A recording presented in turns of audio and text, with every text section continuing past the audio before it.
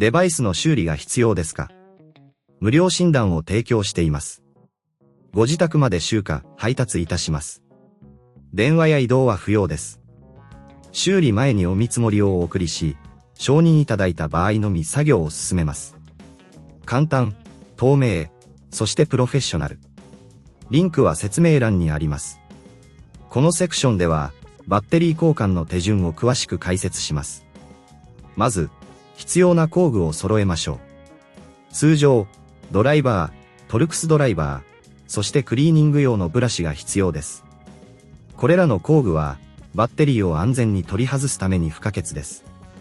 N 最初のステップは、デバイスの電源を切ることです。電源がオフになったら、ケースを開ける必要があります。ここでは、ドライバーを使用して、ケースのネジを外します。ネジを外す際は、どのネジがどの場所にあったかを忘れないように、整理しておくことが重要です。N ケースを開けたら、内部を清掃することをお勧めします。ホコリやゴミがバッテリーの性能に影響を与えることがあるため、清掃用のブラシを使って内部を優しく掃除しましょう。N 時に、バッテリーを見つけて、取り外す準備をします。バッテリーは通常、数本のネジで固定されています。これらのネジを外したら、バッテリーを慎重に取り出します。N 新しいバッテリーを取り付ける際は、元のバッテリーと同じように配置し、ネジで固定します。ここで注意が必要なのは、バッテリーの極性です。正しい方向に取り付けないと、デバイスが故障することがあります。N すべてが完了したら、ケースを元に戻し、ネジを締めます。これでバッテリーの交換は終了です。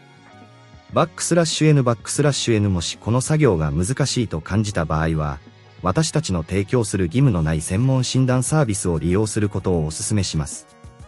さらに、ご自宅での集荷と配達サービスもございますので、電話不要、移動不要で手間を省くことができます。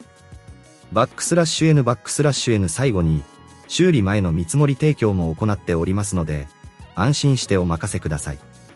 これでバッテリー交換のプロセスは完了です。デバイスの修理が必要ですか？